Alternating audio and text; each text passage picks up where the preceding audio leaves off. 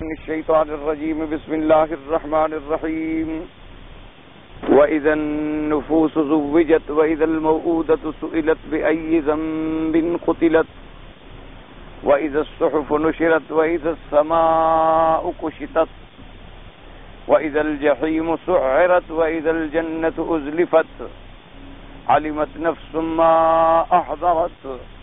قال المؤلف والمفسر رحمه الله تعالى أدام النفع بعلومه وعلومكم في الدارين آمين إلى أن قال قول آخر في قوله تبارك وتعالى وإذا النفوس زوجت.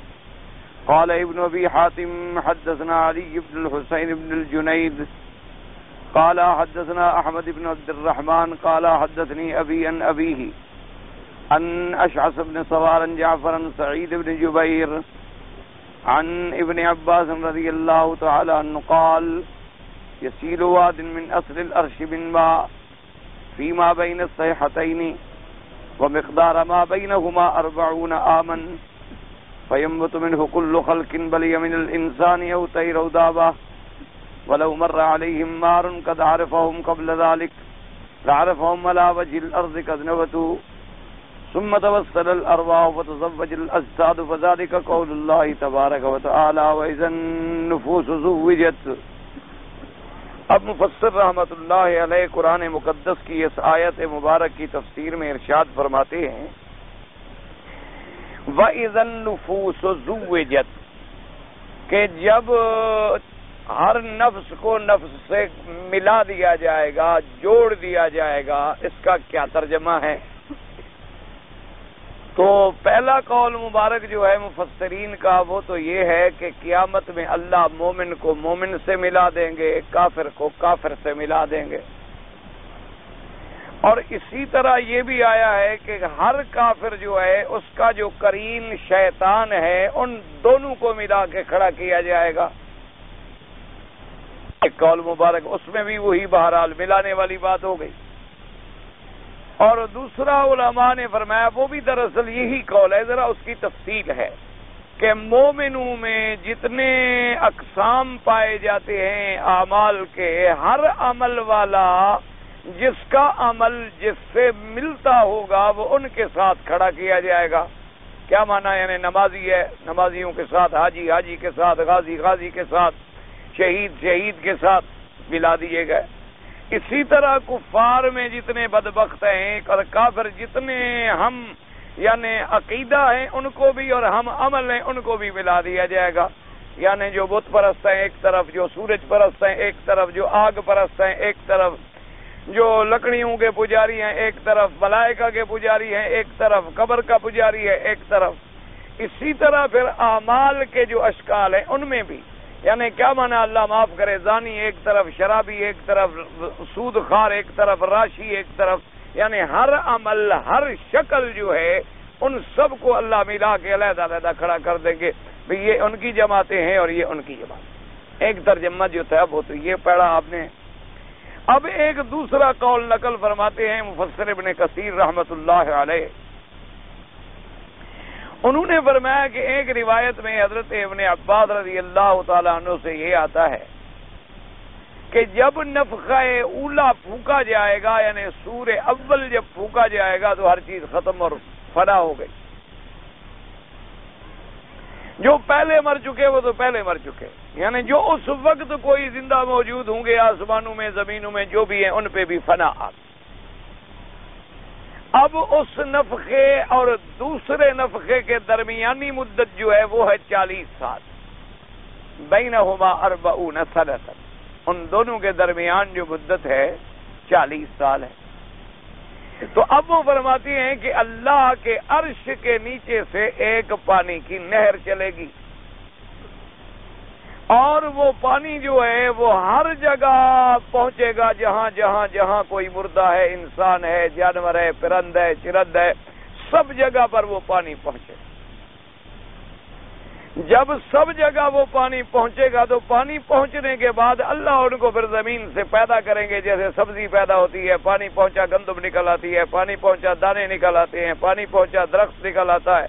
تو سب جو ہیں اپنے اپنے پیدا ہوں گے اور نکلیں گے. اور حضرت ابن عباس رضی اللہ تعالیٰ عنہ کے قول مبارک میں یہ بات بھی موجود ہے کہ وہ ایسے شکل میں ہوں گے کہ اگر کسی نے پہلے کسی کو جانتا ہے، اگر وہ اس پہ اس وقت گزرے تو پہچان لے گا کہ یہ فلاں ہے، یہ فلاں ہے، یہ فلاں ہے، یہ فلاں ہے، یعنی اپنی اپنی شکل پہ ہو۔ اب یعنی وہ زمین سے یوں پیدا ہو جائیں گے، بس زندہ نا، زمین سے نکلے، اگ رہے ہیں زمین سے، ہر چیز جو ہے وہ زمین سے اگ رہی ہے۔ اس کے بعد اللہ حکم دیں گے وہ نفخہ صور ثانیہ جو ہوگا تو وہ روح جسد سے ملا دی جائے گی۔ اب وہ روح جب آئے گی تو وہ آ کر اپنے اپنے جسد میں داخل ہو جائے گی، وَإِذَا النُّفُوسُ زُوِّجَتْ، جب ان کو ملا دیا جائے گا۔ تو ایک قول مفسرین کرام نے حضرت ابن عباس رضی اللہ تعالی عنہ سے یہ بھی ارشاد فرمایا، اور اسی کے مطابق احادیث میں ایک بات یہ بھی آتی ہے کہ نفخہ ثانیہ سے پہلے آسمانوں سے بارش برسے گی۔ تو اب اس میں آ گیا کہ وہ عرش کے نیچے سے نہر چلے گی، تو مانا تو ایک ہی ہے نا کہ پانی برسے گا، چاہے وہ نہر کے ذریعے آ جائے چاہے بارش کے ذریعے آ جائے۔ اور بعض روایات میں یہ بھی ہے کہ وہ پانی بھی ایسے ہوگا جیسے دنیا میں اللہ تبارک و تعالیٰ نے ہر مخلوق کو پیدا کرنے کے لیے نطفے کی حیثیت بنائی ہے کہ وہ پانی سے ہی زندہ ہوتے ہیں، اور اللہ نے فرما دیا ہے وَجَعَلْنَا مِنَ الْمَاءِ كُلَّ شَيْءٍ حَيٍّ، کہ ہر چیز کو ہم پانی سے زندہ کرتے ہیں۔ تو وہ گویا پانی ایسے ہوگا کہ جیسے اسی انسان کے لیے اللہ نے اس کا نطفہ دوبارہ بھیجا ہو، تو وہ دوبارہ جب آ کر اپنے ان مقامات پہ ملے گا تو اس سے آدمی جو ہے دوبارہ زندہ ہو۔ اور اسی طرح روایات احادیث میں یہ بھی ہمیں ملتا ہے کہ ایک پانی ایسا بھی چلے گا، بارش آئے گی اور نہر یا سیل چل پڑے گی کہ جو آدمی یا جو جانور اس کا جثہ تھا، ہڈیاں تھیں، کوئی آگے چلی گئی، کوئی مشرق نکل گئی، کوئی مغرب نکل گئی، ہوتا ہے نا جی، ہم نے دفن کیا، سیل آ گئی، بارش آ گئی، اٹھا کے لے گئی، کوئی دریا آ گیا بہا کے لے گیا، تو اب ہڈیاں تو بگڑ گئیں، تو وہ پانی سب کو جمع کر کے پھر ان کے اسی مقام پہ جمع کر دے گا ذرے ذرے۔ جب جمع کر دے گا تو نفخہ صور پھونکا جائے گا، ثانیۃ فَإِذَا هُمْ قِيَامٌ يَنظُرُونَ، ہر کوئی اپنے اپنے مقام سے جو ہے وہ کھڑا ہو جائے۔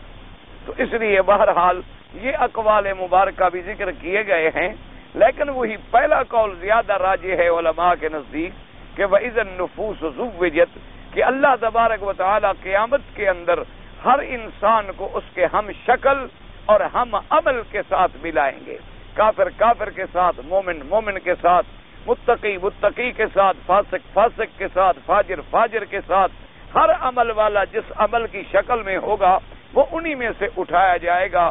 جیسے اللہ نے فرمایا احشروا الذین ظلموا وازواجہم، اسی طرح اللہ نے فرمایا کہ ان کے جو قرین شیطان ہیں ان کو بھی ان کے ساتھ اٹھایا جائے گا، اور بھی دیگر آیات ہیں جو اس بات پہ دلالت فرماتی ہیں۔ بہرحال مفسر رحمت اللہ علیہ نے یہ قول مبارک بھی ذکر فرمایا ہے۔ ایک قول یعنی یوں بھی ہے جو حضرت ابن عباس رضی اللہ تعالی عنہ سے پیش کیا گیا وَإِذَا النُّفُوسُ زُوِّجَتْ سے۔ اب جناب فرماتی ہیں وَقَذَا قَالَ أَبُو الْعَالِيَةَ وَإِكْرَمَةَ وَسَعِيدُ بْنُ جُبَيْرَ وَالشَّعْبِي وَالْحَسَنُ الْبَصْرِي، انہوں نے بھی یہی فرمایا ہے کہ وَإِذَا النُّفُوسُ زُوِّجَتْ زُوِّجَتْ بِالْأَبْنَاءِ ابدان، کہ جب روحوں کو پھر بدن سے اللہ تبارک و تعالی جوڑ دیں گے۔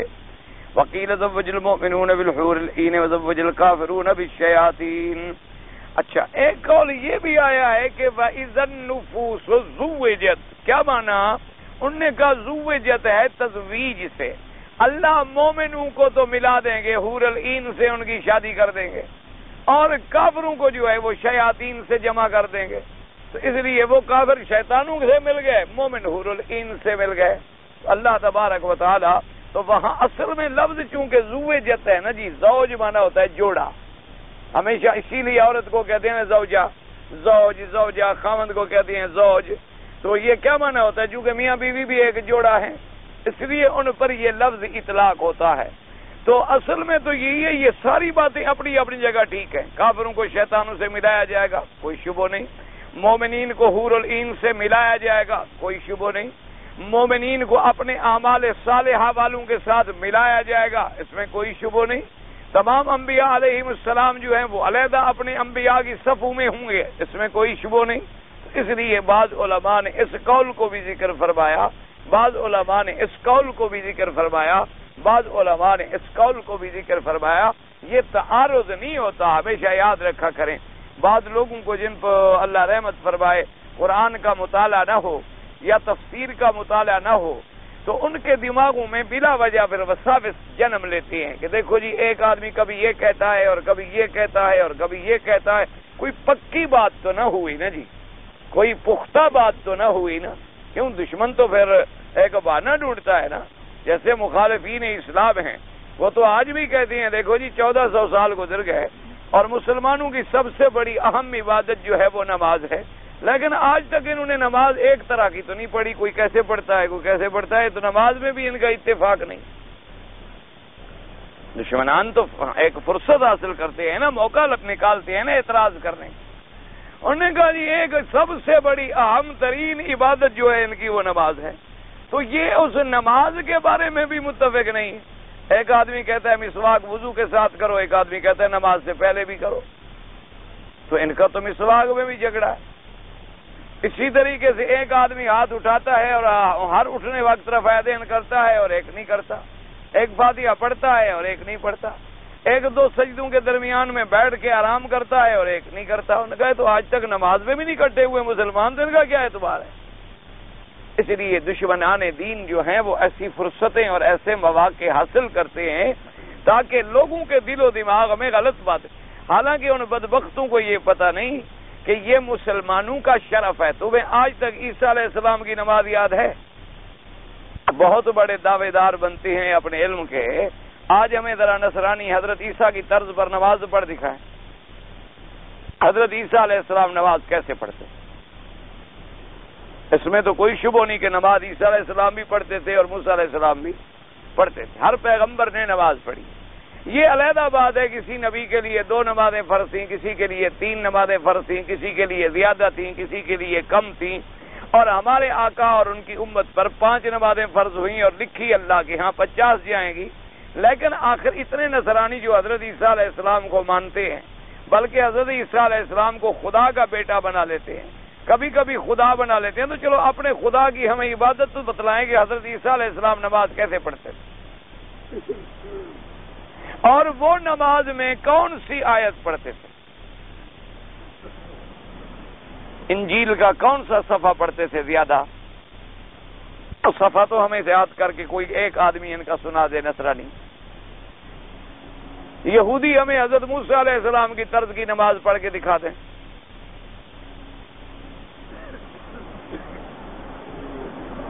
اس لیے نماز ہی نہیں ان کے پاس، صرف گرجے ہیں بس۔ اتوار کے دن آ جاتے ہیں، کوئی گھنٹے بجاتا ہے، کوئی گھنٹی بجاتا ہے، کوئی پادری کے سامنے گھٹنا ٹیک کے کھڑا ہو جاتا ہے، یہ اس ہفتے میں میں نے یہ گناہ کیے ہیں، آپ کے سامنے میں اقرار کرتا ہوں۔ وہ جناب پانی کا چھینٹا دیتا ہے، صبغت اللہ، اللہ کی طرف سے رنگ چڑھا رہا ہے، اور کہتا ہے جاؤ یہ ہفتے کے گناہ معاف، اگلے ہفتے تیاری کرو، میں جو یہاں بیٹھا ہوا ہوں تمہارے گناہ بخشوانے کے لیے۔ اور ہماری سزا حضرت عیسیٰ نے بھگتی ہے، 3 دن پھانسی لٹکتے رہے، ہمارے گناہوں کی سزا انہوں نے بھگت لی۔ یعنی نبی اس لیے آتا ہے کہ امت کے گناہوں کی سزا بھگتے، امت بعد میں گناہ کرتی رہے، نبی سزا پیش کی بھگت کے چلا جاتا ہے۔ یہ ہے مذہب اور یہ ہے عقل۔ اس کے مقابلے پر آپ مسلمانوں کو داد نہیں دیتے ہیں کہ جو عمل میرے نبی نے نماز میں کیا ہے وہ باقی ہے اور قیامت تک باقی رہے گا، کہ ہر عمل کو باقی رکھنے والے آج بھی موجود ہیں اور حدیث کو زندہ رکھنے والے آج بھی موجود ہیں۔ حضور پاک صلی اللہ علیہ وسلم نے مسواک فرمایا اور آپ کو مسواک سے بڑی محبت تھی۔ احادیث سے مبارکہ میں آیا کہ حضور جب اٹھتے تو سب سے پہلے مسواک فرماتے، نیند سے اٹھتے تو مسواک فرماتے، وضو سے پہلے مسواک فرماتے۔ تو اب صرف محدثین رحمہم اللہ یا ائمہ رحمہم اللہ کی فقہ میں سمجھ کے اندر افہام اور فہم کا فرق ہے کہ بعض نے فرمایا کہ بھائی یہ مسواک جو ہے عند کل صلاۃ، ہر نماز کے ساتھ، اس سے مراد یہ ہے کہ ہر وضو جب نماز کا کرو۔ اصل میں یہ سنت وضو کی ہے، سنت نماز کی نہیں، کیونکہ اس سے مراد ہے دانتوں کا صاف کرنا، ہاتھوں کا صاف کرنا، چہرے کا صاف کرنا، بازوؤں کا صاف کرنا۔ تو وضو کیوں کرتے ہیں ہم؟ اسی صفائی کے لیے، تو اس کا تعلق بھی چونکہ اسی صفائی اور طہارت سے ہے، تو لہذا یہ وضو سے پہلے ہے، نماز سے پہلے نہیں۔ نماز سے پہلے تو ممکن ہے کہ کوئی اور خون نکل آئے، کوئی اور چیز نکل آئے، یا کچھ نہ نکلے تو صرف لعاب یا ہم اندر کریں گے یا کچھ کریں گے، تو وہ تو مقام نہیں رہے گا۔ اس لیے اور بعد نے کہا کہ نہیں بھائی، چونکہ لفظ ہے عند کل صلاۃ، ہر نماز سے پہلے حضور کرتے تھے، بات ختم ہو گئی۔ انہوں نے حدیث مبارک کو سامنے لے لیا، تو حالانکہ منکر تو نہ وہ ہے نہ منکر وہ ہے، دونوں نے الحمدللہ سنت کو زندہ رکھا ہوا ہے، دونوں نے مسواک کو زندہ رکھا ہوا ہے، دونوں نے وضو کو زندہ رکھا ہوا ہے۔ اسی طرح احادیث مبارک میں آ گیا، جتنی حدیثیں فاتحہ کے بارے میں آئیں زندہ موجود ہیں، جتنی رفع یدین اور عدم رفع یدین کے بارے میں آئیں زندہ موجود ہیں۔ یہ شرف تو امت رسول اللہ کو ملا ہے کہ انہوں نے اپنے نبی پاک کا کوئی عمل ایسا نہیں جو آج موجود نہ ہو، جو عمل حضور نے ایک دفعہ فرما لیا کرنے والے موجود، کوئی نہ کوئی کسی سنت کو الحمدللہ دامن سے لگائے ہوئے۔ اور پھر ہم تو اتنی بھی بتا دیتے ہیں نا کہ حضور پاک نے جمعہ کے دن بھی کون سی صورتیں پڑھی، بھئی پہلی رکعت میں سبح اسم ربک الاعلی اور دوسری رکعت میں هل اتاک حدیث الغاشیہ۔ حضور پاک بھی جمعہ کے دن فجر کی نماز میں بھی الف لام میم سجدہ اور دوسری رکعت میں سورۃ الدہر۔ حضور پاک نے بھی عید الفطر میں کیا پڑھا، عید الضحیٰ میں کیا پڑھا، یوم العرفات میں کیا پڑھا، مینا میں کیا پڑھا۔ یہ شرف تو مسلمانوں کو ملا ہے کہ جن کو اپنے پاک نبی کا ایک ایک لفظ جو ہے یاد ہے، ایک ایک عمل جو ہے یاد ہے۔ یہ کوئی اعتراض والی بات، یہ تو فخر والی بات ہے، یہ تو شرف والی بات ہے کہ کوئی حدیث، کوئی عمل میرے پاک نبی کا ایسا نہیں جو حضور نے کیا ہو اور مٹ گیا ہو، قیامت تک زندہ۔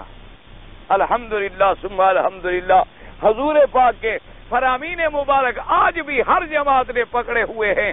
ایک جماعت نے ایک حدیث کو اچھا باقی رہ گئی یہ بات کہ بھئی ان میں اعلیٰ افضل کون ہے، بس جھگڑا تو اتنی ہے۔ وہ امام صاحب فرمائیں گے کہ یہ کرنا زیادہ ثواب ہے، وہ کہیں گے نہیں یہ زیادہ ثواب ہے۔ یہ تو کوئی نہیں کہتا نعوذ باللہ وہ نہ کرو تم کافر ہو، یا وہ نہ کرو تم کافر ہو جاؤ گے، یہ تو بات کوئی بھی نہیں کرتا۔ یہ تو صرف افضل اعلیٰ اولا کے مسئلے ہیں، اور تو کوئی جھگڑا ہے ہی نہیں۔ اللہ تبارک و تعالی سب پہ کروڑوں کروڑوں رحمتیں نازل فرمائے۔ یعنی آپ اندازہ کریں آج تک دنیا انسانیت میں کوئی مذہب ایسا نہیں ہے جو اسماء الرجال پیش کر سکے۔ یعنی آپ دنیا کے ہر مذہب والے کو چیلنج کریں، ہندو ہے، سکھ ہے، نصرانی ہے، یہودی ہے، مجوسی ہے، دنیا کے جتنے مذاہب ہیں انہیں کہے کہ چلو بھی جس نبی کو تم مانتے ہو، یہ بات جو تمہیں پہنچی ہے اس نبی تک، ہمیں درمیان میں ذرا وہ آدمی تو گن دو کہ تمہیں یہ بات کیسے پہنچی۔ بھئی آخر ان کے پاس خود تو نبی ان کو ملا نہیں، حضرت عیسیٰ علیہ السلام سے ان کی اپنی ملاقات تو نہیں ہے نا، جو اس صدی میں لوگ زندہ ہیں ان کی ملاقات تو نہیں، آخر ان کو عیسیٰ علیہ السلام سے پہنچی ایک بات، بھئی وہ کس نے پہنچائی، ذرا ہمیں وہ لائن تو ٹھیک کر دو، ذرا یہ سلسلہ اور کڑیاں تو جوڑ دو نا ہمیں کہ تمہیں یہ انجیل ملی، انجیل کہاں سے آئی، عیسیٰ علیہ السلام سے کس نے پڑھی، پھر اس نے کس کو پڑھایا، کس کو پڑھایا، کس کو پڑھایا، کس کو پڑھایا، تمہارے تک پہنچے، ہمیں ایک سند تو بنا کے دے دو۔ یعنی آج تک وہ بیچارے کہتے ہیں کہ جناب انجیل جو ہے نا اصل میں اتنا عرصہ تو پھر یاد ہی نہیں رہا، تو اتنا صدیاں گزرنے کے بعد کچھ عالم تھے ان کو اکٹھا کیا گیا، تو ان کو جو یاد تھا جو انہوں نے لکھوا دیا وہی انجیل ہے، بس وہی انجیل ہے، اور تو کوئی ایسی دلیل ہے نہیں ہمارے پاس۔ یہ کمال بھی صرف امت محمد مصطفیٰ کو ملا ہے کہ آج ایک ادنے سے ادنا طالب العلم ہے، مجھ سے زیادہ چھوٹا طالب العلم کون ہوگا، لیکن میں آج بھی اپنی سند حضور سے ملا سکتا ہوں کہ بھی مثلا میں نے اپنے باپ سے پڑھا، میرے باپ نے کس سے پڑھا، اس نے کس سے پڑھا، اس نے کس سے پڑھا، اس نے کس سے پڑھا، حتیٰ کہ سمجھ جائے گی حضرت محمد الرسول اللہ صلی اللہ علیہ وسلم، نہ جائے تو پھر تو بات ختم ہو گئی، پھر ہم نے علم پڑھا کیوں؟ یعنی ایک ایک عالم کی اپنی سند جو ہے وہ جائے گی۔ مثلا سارے ہندوستان میں جب علم آیا حضرت شاہ ولی اللہ رحمۃ اللہ علیہ، پھر ان کے بعد ان کی اولاد حضرت نذیر حسین صاحب محدث دہلوی رحمۃ اللہ علیہ، اسی طریقے سے پھر سلسلہ علم کا چلتا آیا، تو اب سب اپنی سند ملائیں گے، جوڑیں گے کہ بھی پہلے حضرت شاہ ولی اللہ تک پہنچتی ہے، پھر شاہ ولی اللہ رحمۃ اللہ علیہ نے علم کس سے حاصل کیا؟ یہ شرف بھی صرف امت محمد مصطفیٰ کو کہ تمام ائمہ کرام نے الحمدللہ ثم الحمدللہ وہ پورا سلسلہ محفوظ رکھا، اور اگر کسی آدمی نے درمیان میں کوئی ایسی بات بھی کی ہے فوراً محدثین نے پکڑ لیا، انہوں نے کہا کہ یہ آدمی جو کہتا ہے کہ میں نے سبق پڑھا ہے مولوی خیر محمد سے، تو یہ مولوی خیر محمد تو فوت ہو گئے، یہ تو پیدا ہی بعد میں ہوا ہے، تو اس نے کیسے سبق پڑھا ہے؟ اور پھر جب لفظ ایک آ گیا مثلا خیر محمد کا، انہوں نے کہا یہ بھی تحقیق کرو کہ خیر محمد کون ہے، جلندری، بہاولپوری، لاہوری، کراچوی، مہاجر مکی، مہاجر مدنی، کون اس نام کے تو سینکڑوں آدمی ہیں۔ پھر یہ بھی تحقیق کی، یہ شرف بھی ملا ہے تو امت رسول اللہ کو ملا صلی اللہ علیہ وسلم، اور جو کسی امت کو نہیں ملا ہے۔ یعنی ہمارے ہاں تو اللہ کا جو قرآن ہے اس کی بھی سند ہے، اس کی بھی سند ہے کہ بھئی ہم نے مثلا قرآن کس قاری سے پڑھا ہے، اس نے کس قاری سے پڑھا ہے، اس نے کس قاری سے پڑھا ہے، پھر یہ سند چلتے چلتے جائے گی حضرت ابی بن کعب تک رضی اللہ تعالیٰ عنہ، یا حضرت زید بن ثابت تک رضی اللہ تعالیٰ عنہ، اور حضرت ابی بن کعب نے کس سے پڑھا ہے؟ حضرت محمد الرسول اللہ سے، اور حضرت محمد الرسول اللہ نے کس سے پڑھا ہے؟ حضرت جبریل سے، حضرت جبریل نے کس سے پڑھا ہے؟ رب العالمین۔ تو یہ شرف بھی اگر ملا ہے تو صرف امت محمد مصطفیٰ کو ملا۔ اب اگر کوئی آدمی مثلا بیچارہ قرات کے فن سے جاہل ہو، وہ سنے کسی سے کہ ایک آدمی پڑھ رہا ہے ضعفن اور ایک آدمی پڑھ رہا ہے ضعفن، ایک آدمی پڑھ رہا ہے مجریہا اور ایک آدمی پڑھ رہا ہے مجریہا، تو وہ کہو دیکھو مسلمان تو قرآن غلط پڑھتے ہیں، وہ تو اعتراض والا جاہل ہے نا، اس کو تو پتہ ہی نہیں کہ قرات کیا ہوتی ہے، وہ تو اعتراض کرنے والا جاہل ہوا۔ جس کو پتہ ہوگا وہ کہے گا کمال ہے اس امت کا کہ اللہ نے جو 7 قراتوں میں قرآن اتارا ہے، 7 قراتیں آج تک محفوظ ہیں۔ 1400 سال گزر گئے، اب بھی ہمارے پاس قاری موجود ہیں جو سب آگے قاری ہیں، 7 قراتیں جانتے ہیں، حتیٰ کہ 3 قراتیں شاذہ ہیں جو اشرا تک نہیں جانتے، اشرا کے قاری بھی موجود ہیں، اور الحمدللہ ایسے قاری بھی موجود ہیں کہ جن کو کہو کہ بھئی الف سے شروع کرو اور والناس تک روایت حفص میں پڑھو، پورا قرآن روایت حفص میں پڑھیں گے، پھر اس سے کہو کہ بھئی اب الف سے شروع کرو والناس تک روایت ورش میں پڑھو، وہ روایت ورش میں پڑھے گا۔ ایسے قاری بھی ہمارے ہاں موجود ہیں کہ الف سے لے کر والناس تک جس قرات میں حکم دیں گے اسی قرات میں وہ قرآن کا ختم پڑھے گا۔ تو یہ شرف اگر ملا ہے تو امت محمد مصطفیٰ۔ آج ایک آدمی نصرانی پیش کریں جو انجیل کے بڑے دعوے دار ہیں، ایک آدمی تو ان کا انجیل ہمیں الف سے لے کر یہ تک سنا دے۔ بڑی ایڈوانس قوم ہے نا جی، بڑی ترقی یافتہ قوم ہے نا جی، بڑی دنیا کی جدید ترین علوم کی ماہر قوم ہے، جو ان کے اپنے نبی کی کتاب ہے، بدبخت ایک تو اس کا حافظ پیش کر دیں، ایک پیش کر دیں پوری دنیا میں، ایک تورات کا حافظ پیش کر دے کہ بھی ہمارا بھی یہ حافظ ہے جی، اس کو تورات یاد ہے، ایک آدمی پیش کر دے، اور ہمیں کہیں ہم حضور پاک کے غلاموں کے ایک نہیں 1 لاکھ بھی کہیں تو پیش کریں، 1 لاکھ اگر چاہے تو قاری پیش کریں۔ 7 سال کے بچے ہم پیش کرنے کے لیے تیار ہیں کہ جنہیں الف سے لے کر والناس تک قرآن یاد ہے،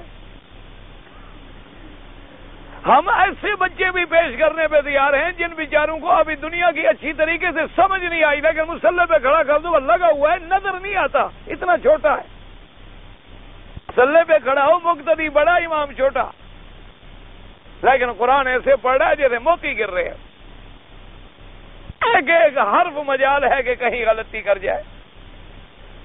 تو یہ شرف اس امت محمد مصطفیٰ کو ملا ہے اور کسی امت کو نہیں ملا۔ تو اس لیے یاد رکھیں یہ بہت بڑی بدبختی ہوتی ہے، اور دنیا میں وہ بدبخت انسان ہیں جو ائمہ محدثین پر یا ائمہ فقہا پر یا ائمہ مجتہدین پر یا علماء امت پر اعتراض کریں یا ان سے بغض رکھیں۔ یہ سب سے بڑی شقاوت ہے اور بدبختی ہے۔ اللہ تبارک و تعالی تمام ائمہ پر کروڑوں رحمتیں نازل فرمائے کہ انہوں نے اتنی خدمت کر کے آج اللہ کے دین کو اور مدنی پاک کی سنت کو ایسے ہمارے سامنے مستحضر کر دیا ہے کہ جو مسئلہ ہمیں ضرورت ہے بھئی یہ کتاب الطہارہ ہے، کتاب الایمان ہے، کتاب الصلاح ہے، کتاب الجہاد ہے، کتاب الجنائز ہے، یہ جناب مغازی ہیں، یہ غزوات ہیں، یہ سرایا ہیں، ایک ایک یعنی آپ اندازہ کریں اتنی محنت کی ہے انہوں نے کہ حضور نے جتنی جنگیں لڑی ہیں کل 2600 آدمی مرا ہے اس میں، اور کوئی مذہب پیش کر سکتا ہے؟ انہوں نے کہا حضور نے خود جتنی جنگیں لڑی ہیں کل جو جانی نقصان ہوا ہے وہ 2600 آدمی کا ہے۔ ہر جنگ میں انہوں نے مقتولین ڈھونڈے کہ اس جنگ میں کل کتنے آدمی کام آئے، حضور پاک نے کل کتنی جنگیں لڑی اور کہاں کہاں وہ جنگ لڑی، کتنے آدمی زخمی ہوئے، کتنے آدمی موقع پہ شہید ہو گئے، کتنے کافروں کے مارے گئے، ٹوٹل 2600 آدمی،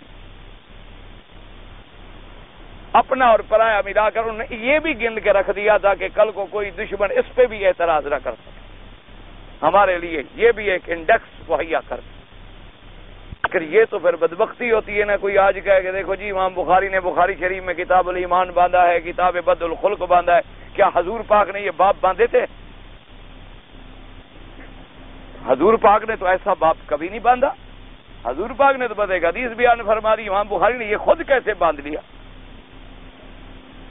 تو یہ ایک جہالت ہوتی ہے، جن کے دلوں پر اور دماغوں پہ زنگ لگ جاتا ہے وہ اچھے لوگوں کی برائیوں میں مبتلا ہو جاتے ہیں۔ جہاں بیٹھیں گے اچھوں کی برائی کریں گے، جہاں بیٹھیں گے ان کے بارے میں کیڑے نکالیں گے، اصل میں وہ کیڑے ان کے دل و دماغ میں ہوتے ہیں۔ اللہ تبارک و تعالی ہمیں بھی، آپ کو بھی اور ہر مسلمان کو ہدایت نصیب فرمائے کہ اگر ہم اپنے اکابر کو، اپنے بڑوں کو اچھا نہیں کہہ سکتے تو اللہ برا کہنے سے بھی بچائے۔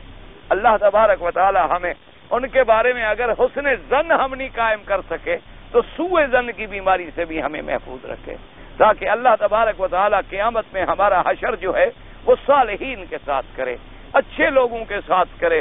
اس لیے فرمایا وَإِذَا النُّفُوسُ زُوِّجَتْ، اس کے ترجمے میں مفسرین نے یہ سارے اقوال نقل کیے۔ یہی تو کمال ہے محدثین کا، مفسرین کا، کہ اس آیت میں جہاں جہاں کوئی قول ملا جمع کر دیا۔ یہی وہ کمال ہے جو ابن کثیر نے کیا، یہی وہ کمال ہے جو ابن جریر نے کیا کہ تمام اقوال جہاں بھی ملے، کیوں کہ جب سارے قول جمع ہو جائیں گے تو جو اس کا لب ہے، جو مغز ہے، وہ سامنے آ جائے۔ یہ ہمیشہ قاعدہ ہوتا ہے کہ جب ایک چیز کے تمام اجزاء پہ بحث ہو جائے، یعنی اس کے ایک ایک جز پہ بحث ہو جائے، تو اصل مقصد کیا ہوتا ہے کہ وہ لب نکل آئے۔ اسی لیے آپ نے دیکھا نہیں عدالتوں میں جب وکلا کراس ایگزامینیشن کرتے ہیں تو جب گواہی دیتے ہیں، اچھا جی کون سا دن تھا؟ انہوں نے کہا جی منگل کا دن تھا، وقت کون سا تھا؟ فلانا تھا، تاریخ کون سی تھی؟ فلانی تھی، تم اس وقت وہاں کیا کر رہے تھے؟ میں یہ کر رہا تھا۔ جس آدمی کو تم نے دیکھا اس کا لباس کیا تھا؟ ایسے پہنے ہوا تھا، تم نے کھڑے دیکھا تھا، گرے دیکھا؟ یہ ساری بحث کیوں کرتے ہیں کہ وہ مغز نکل آئے، وہ اصل بات نکل آئے اور اصل حقیقت نکل آئے۔ اب جو یہ بحث کر رہا ہو کوئی کہ جی وکیل پاگل ہے، ایسی باتیں کیوں کر رہا ہے؟ تو خود پاگل ہے، وہ کہ اتنی باتوں کی کیا ضرورت؟ وہ تو صرف اس سے پوچھ لینا چاہیے تھا کہ تم نے مارا ہے کہ نہیں مارا، تو کون مانتا ہے کہ میں نے مارا ہے یا نہیں مارا؟ اس کو اصل مقام پر لانے کے لیے یہ ساری محنتیں کرنی پڑی، اسی لیے اصل دین تک پہنچنے کے لیے ائمہ کو یہ ساری محنتیں کرنی پڑی۔ اللہ تبارک و تعالی ان کی ان محنتوں کو منظور و مقبول فرما لیں۔ اللہ تبارک و تعالی ہمیں ان کے نقش قدم پر چلنے کی توفیق عطا فرمائیں، اور اللہ تبارک و تعالی ہم سب کا خاتمہ ایمان پہ فرمائیں۔ تو اس لیے آپ دیکھیں مفسر سارے قول جمع کر رہا ہے کہ بھئی انہوں نے یہ بھی فرمایا، یہ بھی فرمایا، یہ بھی فرمایا، یہ بھی فرمایا، اور یہ اقوال تفسیری ہوتے ہیں۔ ہمیشہ یاد رکھو قرآن کے لفظ کا ترجمہ علیحدہ شے ہے، تفسیر جو ہے وہ علیحدہ شے ہے، اس کو سمجھا کرے۔ ایک ہوتا ہے ترجمہ، ترجمے کا معنی تو یہ ہوتا ہے کہ عین اس لفظ کا جو ترجمہ بنے وہ کر دو، اس میں تو آپ ادھر ادھر جا ہی نہیں سکتے نا، اللہ معاف فرمائے۔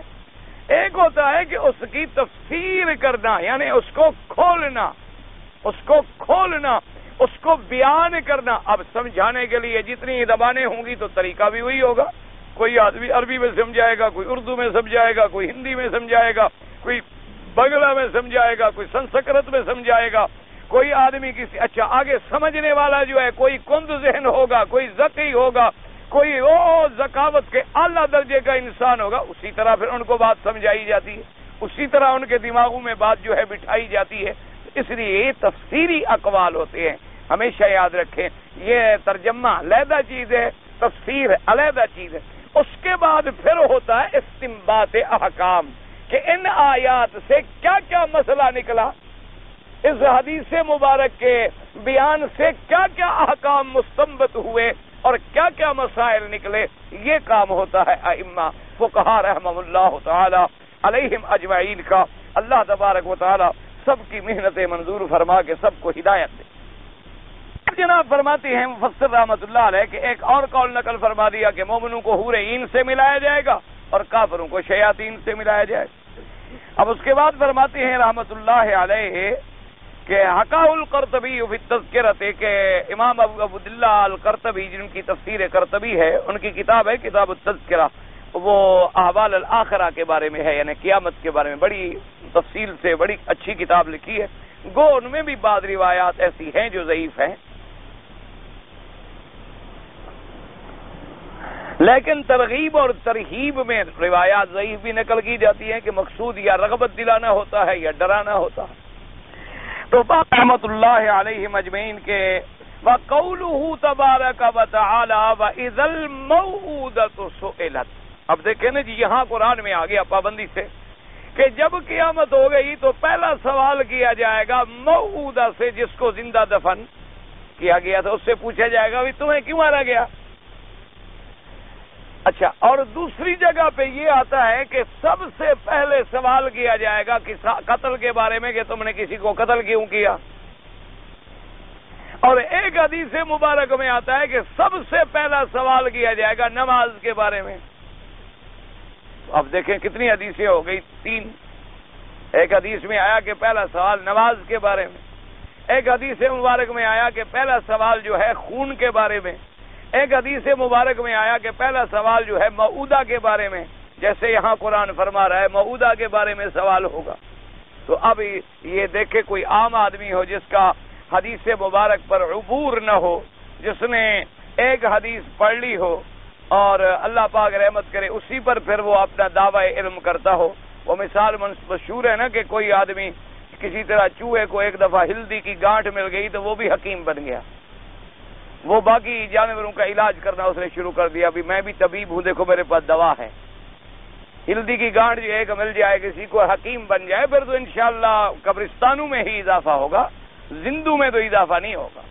تو اس لیے اب جناب یہ محدثین اور فقہاء کا کام ہے، نے کہا بابا سمجھو، ایک حقوق ہیں اللہ کے حقوق، ایک حقوق ہیں بندوں کے حقوق۔ حقوق اللہ میں پہلا سوال نماز کے بارے میں ہو، حقوق العباد میں پہلا سوال خون کے بارے میں ہو، اور خون کے مقدمات میں پہلا سوال اس زندہ درگور لڑکی سے ہوگا جس کو زندہ درگور کیا گیا تھا، کیونکہ اس کا مدعی کوئی نہیں ہوتا، اس کی بارے میں کوئی پرچہ کٹانے والا بھی نہیں ہوتا، تو اس لیے اللہ پاک اس کے خود مدعی بن کے پوچھیں، اور پھر ان کو اتنا ذلیل کرنے کے لیے پوچھیں گے بھی اسی لڑکی سے کہ تم بتاؤ میری بندی کے تمہیں کیوں قتل کیا، تاکہ وہ ذلیل ہو، کہ اس کا گناہ تو ہے کوئی نہیں، ایک معصوم بچی کا کیا گناہ ہے بیچاری کا جو پیدا ہوئی اور اس کو زندہ دفن کر دیا گیا۔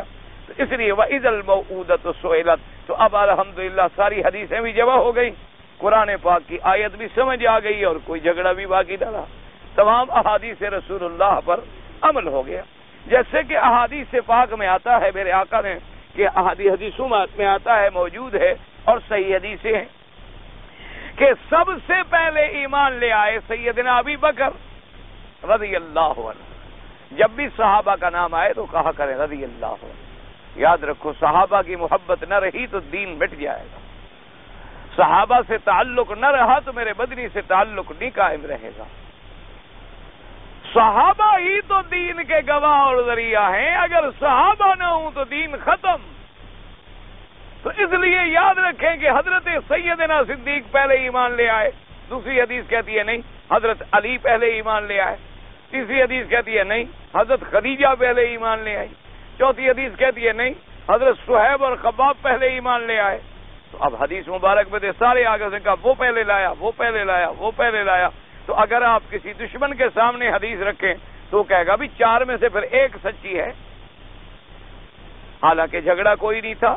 محدثین نے کہا بھائی سمجھو، اولیت جو ہے اولیت حقیقی ہوتی ہے، اولیت اضافی ہوتی ہے، اولیت مرتبی ہوتی ہے.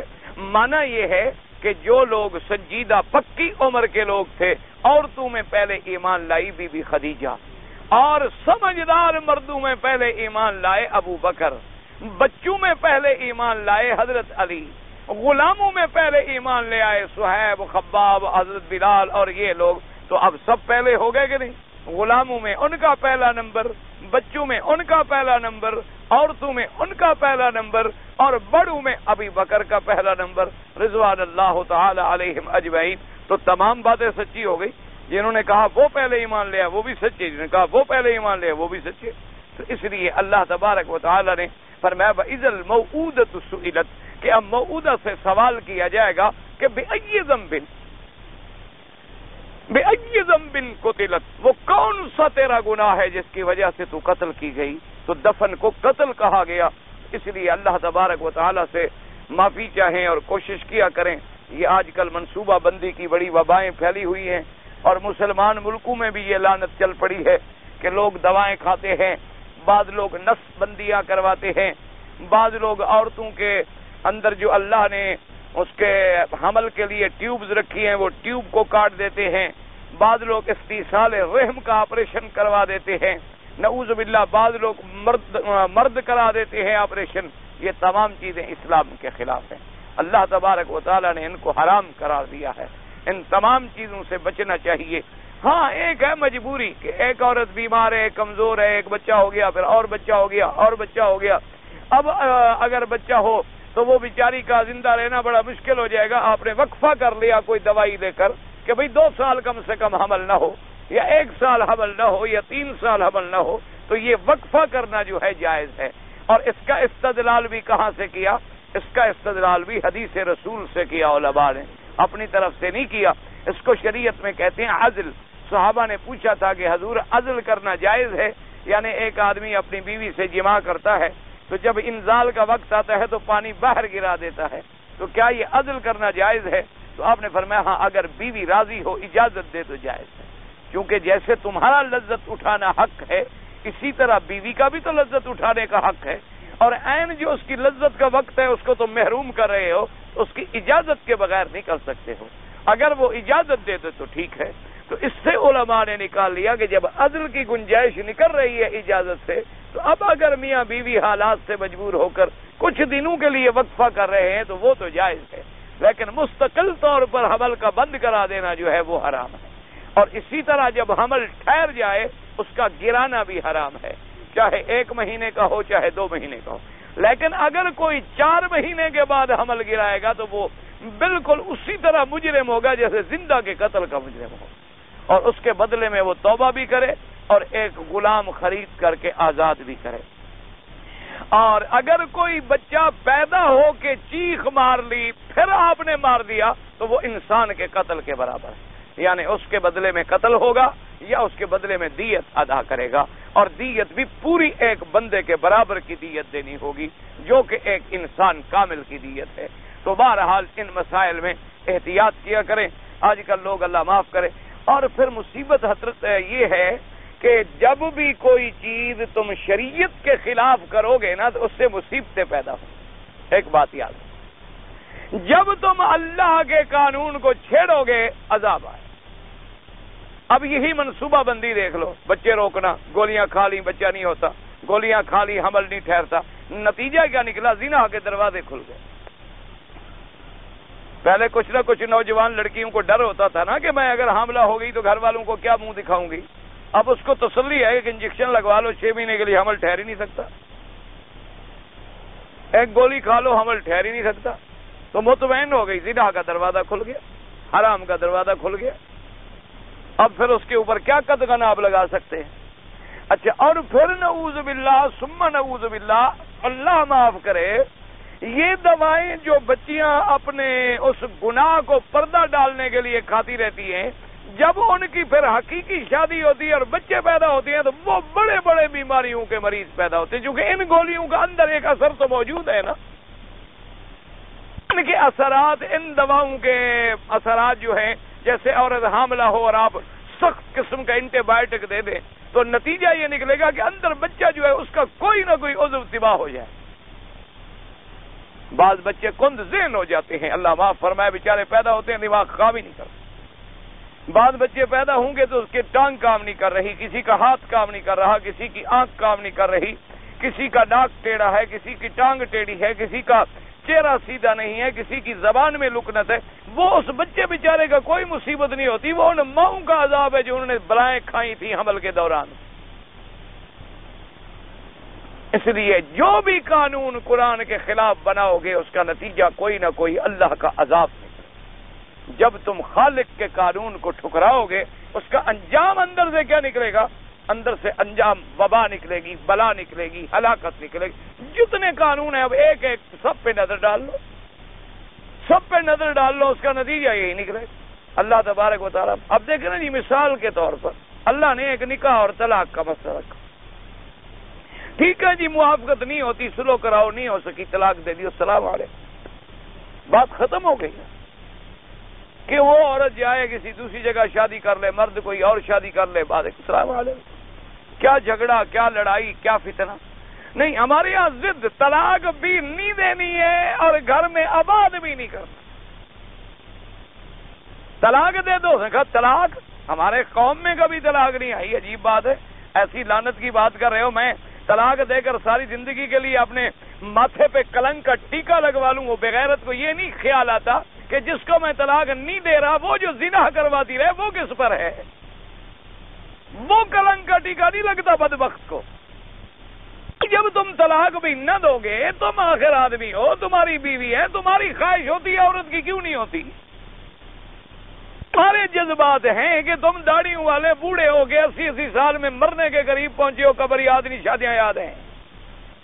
تمہارے جذبات بھڑکتے ہیں، عورت کے جذبات نہیں بھڑکتے، وہ بندہ نہیں، وہ انسان نہیں، وہ غذا نہیں کھاتی، وہ خوراک نہیں کھاتی، اس کے جذبات اللہ نے نہیں رکھے ہیں۔ اب نہ تم طلاق دیتے ہو نہ آباد رکھتے ہو، انجام کیا ہوگا؟ اچھا جی، لڑکیاں جوان ہو گئی، رشتہ نہیں ہو رہا، کیوں جی؟ کوئی بڑا آدمی نہیں ملتا۔ اب بچی بیچاری بیٹھی ہوئی ہے، کب تک صبر کرے گی؟ مجھے سمجھائے۔ گھر میں تم رسالے بھی لا رہے ہو، گھر میں ماشاءاللہ کبھی فلمی رسالے آ رہے ہیں، کبھی فلمی کتابیں آ رہی ہیں، کبھی فلمیں آ رہی ہیں، کبھی کہانیاں آ رہی ہیں، کبھی گانے آ رہے ہیں، یعنی روزانہ آگ کو آگ، خود تم کپاس کو آگ خود روز لگاتے ہو گھر میں۔ پھر اگر لڑکی نے کچھ کرے، بڑی بے حیا جی لڑکی، دیکھو دوست کے ساتھ چلی گئی، تو کیوں نہ چلی جاتی؟ کیا کرتی آخر وہ؟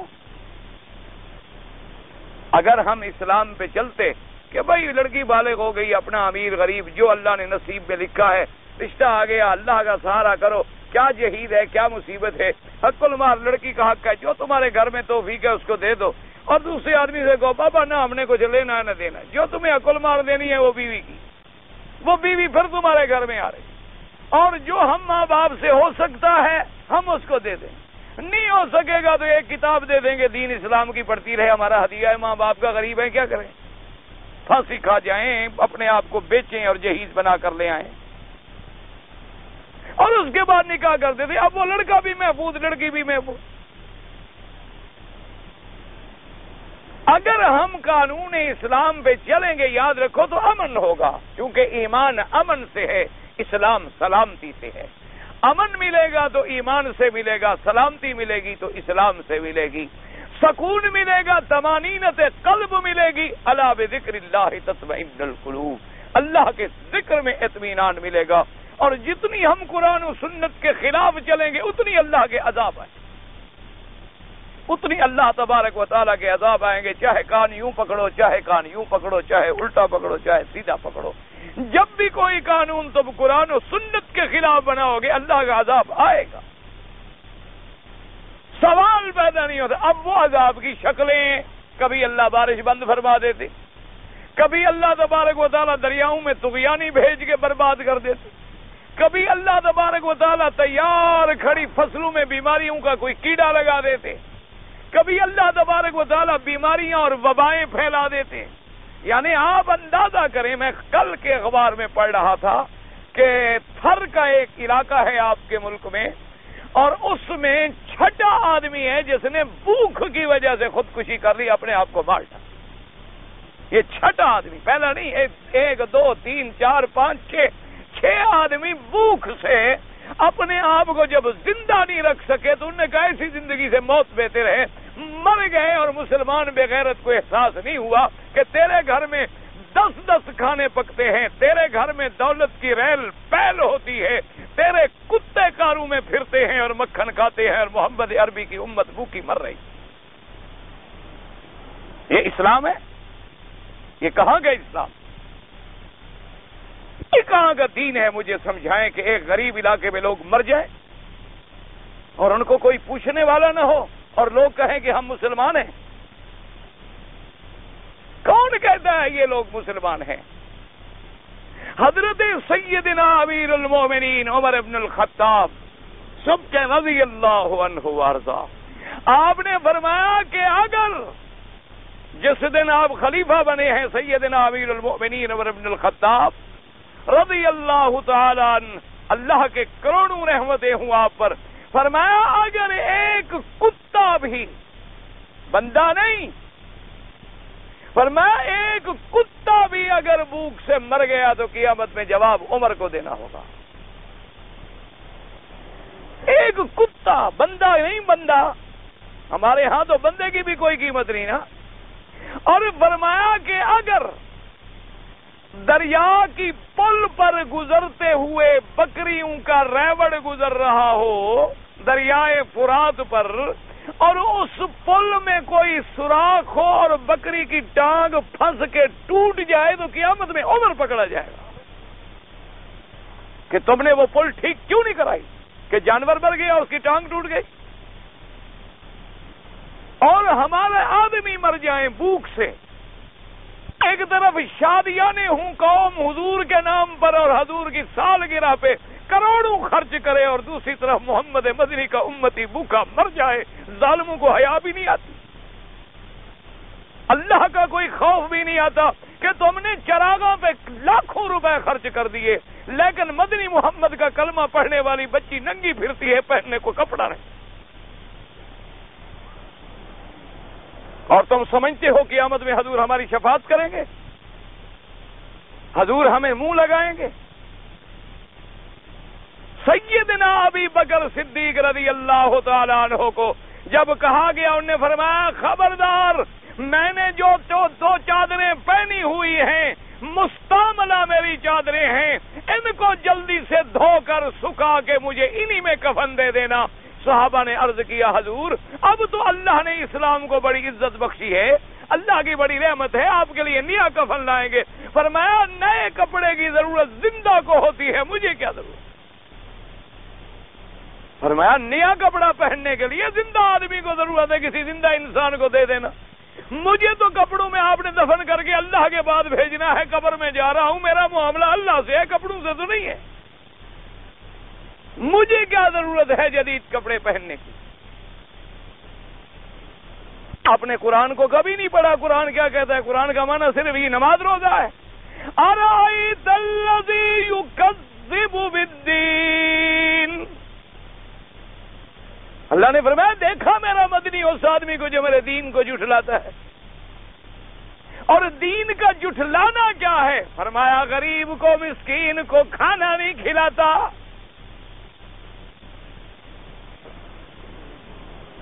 یہ دین کا جھٹلانا ہے کہ جب میں نے اس کو طاقت دی ہے، میں نے اس کو ہمت دی ہے، میں نے اس کو قوت دی ہے، تو اس نے مسکین کا، یتیم کا، غریب کا حق ادا کیوں نہیں کیا؟ یعنی آج بھی میں دعوے سے اللہ کے کعبے میں بیٹھ کے پوری ذمہ داری سے یہ بات کہتا ہوں انشاءاللہ کہ اگر آج ہر کلمے پڑھنے والا مسلمان صرف صحیح معنوں میں اپنی زکوٰۃ کو صحیح جگہ پہ خرچ کر دے، امت محمد مصطفیٰ کا کوئی آدمی بھوکا نہیں مر سکتا. میں پوری ذمہ داری سے اللہ کے کعبے کو سامنے رکھ کے یہ بات کہہ رہا ہوں کہ صرف زکوٰۃ جو 2.5% ہے،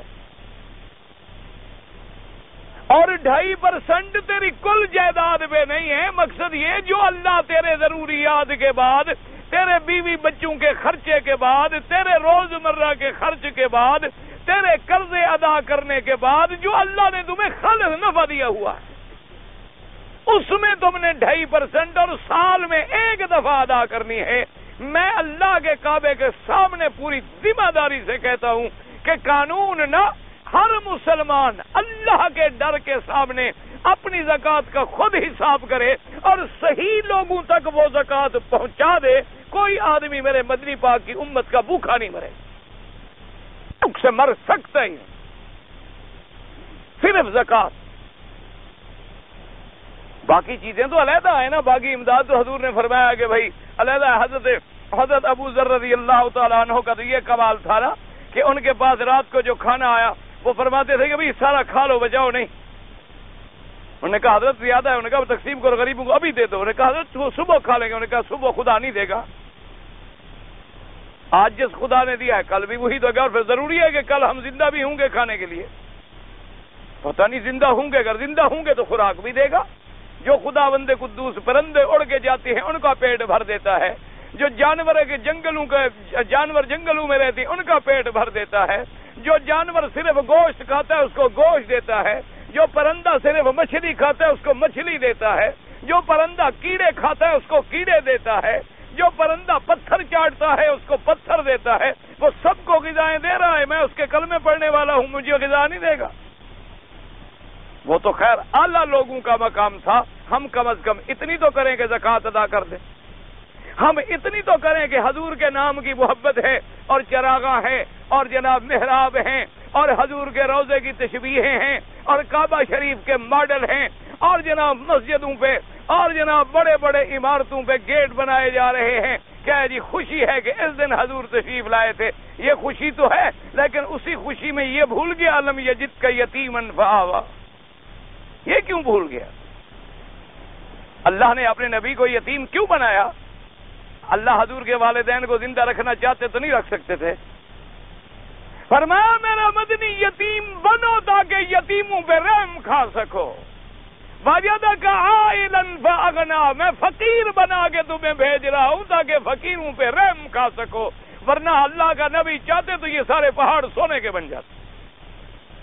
حضور صلی اللہ علیہ وسلم اگر دعا فرما دیتے اور عرض کر دیتے سارے پہاڑ سونے کے بن جاتے۔ جبریل تو اترا، انہوں نے کہا حضور اگر چاہیں اللہ فرماتے ہیں ہم سونے کا پہاڑ بنا کے آپ کے ساتھ چلا دیتے ہیں، چلتا جائے۔ اللہ نے انبیاء علیہ السلام کو اس سے بڑے بڑے عظیم شان معجزے تھا، لیکن فرمایا میرا مدنی نہیں، ابھی ولادت نہیں ہوئی تو باپ فوت ہو گیا، ابھی آپ چلنا سیکھے تو ماں فوت ہو گئی، ابھی آپ جوانی میں نہیں آئے تو دادا بھی فوت ہو گیا، ابھی نبوت کا اعلان کیا اور پوری طرح ٹھکانہ بھی نہیں پکڑا کہ چچا فوت ہو گیا، اکیلا محمد کھڑا صلی اللہ علیہ وسلم، تاکہ ان دور سے گزریں۔ اسی لیے حدیث میں آتا ہے کہ میرے آقا ایک دن صحرا میں گزر رہے تھے، یہ پیلو جانتے ہیں نا آپ، پیلو روہی کے لوگ جانتے ہیں، جال کے درخت پہ پیلو لگتے ہیں، لوگ پیلو کھاتے ہیں، تو حضور نے فرمایا کہ یہ پیلو کا درخت ہے، اور فرمایا یہ جو ہے نا پیلا پیلا زیادہ رنگ میں، اس کو لو اور سرخ نہ توڑو۔ تو صحابہ نے کہا حضور آپ کو بھی پتا؟ فرمایا ہاں میں نے بکریاں چرائی ہیں انہی جنگلوں میں، یہ کیسے پتا نہیں ہے؟ میں نے خود کھایا ہے اس زمانے میں۔ اس لیے انبیاء کو اس دور سے گزارا جاتا ہے تاکہ پھر امت میں ان کے پاس ایسے لوگ آئیں گے جیسے بکریوں میں کوئی شرارتی ہے، کوئی بیمار ہے، کوئی مریض ہے، کوئی چل نہیں سکتی، کوئی دوڑتی زیادہ ہے، کوئی بھاگ جاتی ہے، کوئی اوپر چڑھ جاتی ہے، کوئی پہاڑوں پہ چڑھ جاتی ہے، تو اللہ پاک ان کی تربیت فرماتے ہیں تاکہ امت کے ہر دکھ کو وہ سمجھنے والا بنے،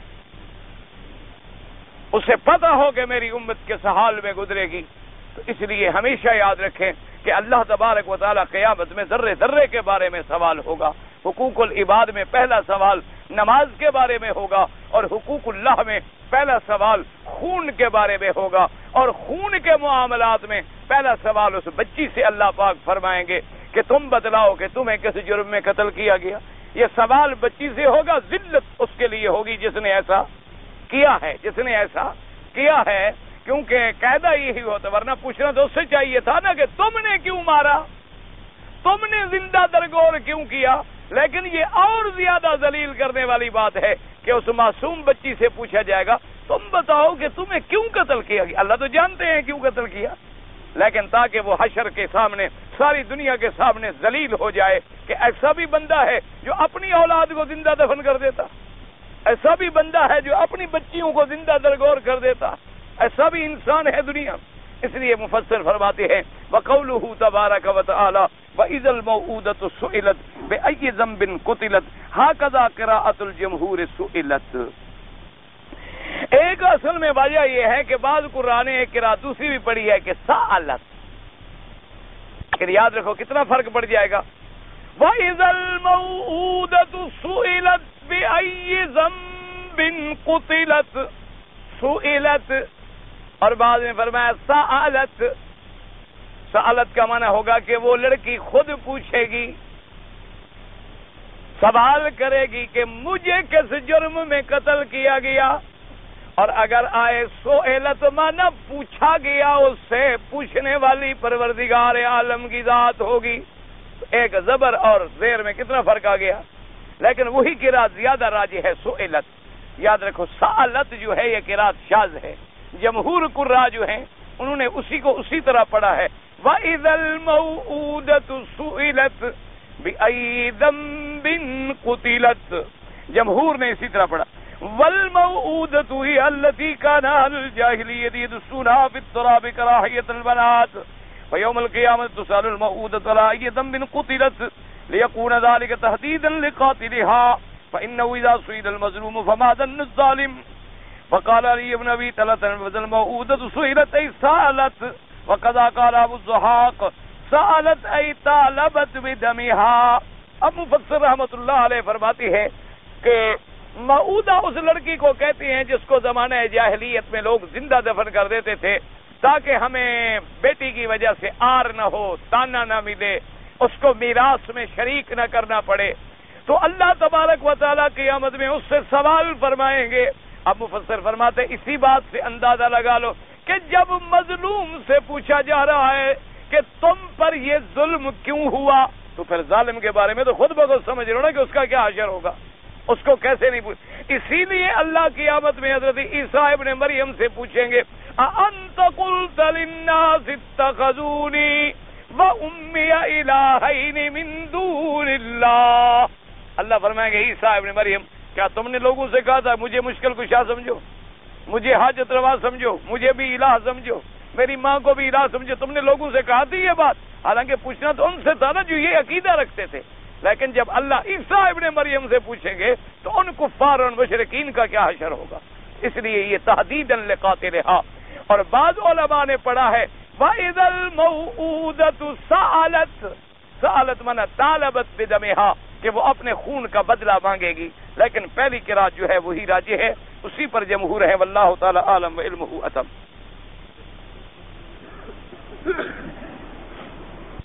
وہی کہتا ہے کہ میں نے اپنے ملک میں دیکھا ہے کہ وہاں ایک میت کو جنازے کی گاہ کی طرف لے گئے اور آگے میت کو دفنانے کے بعد فوراً قبر پر اذان دی. بات گزارش یہ ہے کہ قبر پر اذان کہنا کسی حدیث مبارک میں ثابت نہیں ہے. کوئی حدیث مبارک ہمیں ایسی نہیں ملتی کہ جس کے بارے میں یہ آیا ہو، کیونکہ یہ دیکھیں کہ اذان جو ہے یہ کوئی چھوٹا موٹا معاملہ نہیں ہوتا. دیکھو نا اب جو ملک میں اذان ہوتی ہے اگر تم سنتے ہو کہ نہیں سنتے ہو، محلے والے محلے والی سنتے ہیں، مسجد والے جو قریب ہے مسجد کی سنتے ہیں، سپیکر والے سپیکر سے سنتے ہیں. اذان تو ہوتا ہی معنی اعلان ہے. ایک بات تو ہے نا، چلو بھی ایک بات حضور پاک نے ایک صحابی کو علیحدگی میں بتا دی، دوسرے نے نہیں سنی، وہاں تو یہ گمان ہو سکتا ہے کہ بھئی ایک بات تھی راز میں حضور نے فرما دی اور کوئی صحابی اس وقت موجود نہیں تھا اور دوسرے صحابہ کو وہ خبر مبارک جو ہے نہیں پہنچ سکی. لیکن جب اذان ہو قبر پر، اور حضور کے زمانے میں کتنے لوگ فوت ہوئے، 1 2 3 4 نہیں، ہزاروں لوگ فوت ہوئے، کتنے جنازے حضور پاک نے پڑھائے. تو اگر یہ اذان والی بات ہوتی تو کوئی لکی چھپی نہ ہوتی بلکہ کھلی حدیثوں میں موجود ہوتی، پھر اس پہ خلفائے راشدین عمل کرتے. پھر صحابہ رضوان اللہ علیہم اجمعین عمل کرتے. یہ بھی ہمارے یہاں بدعات ہیں.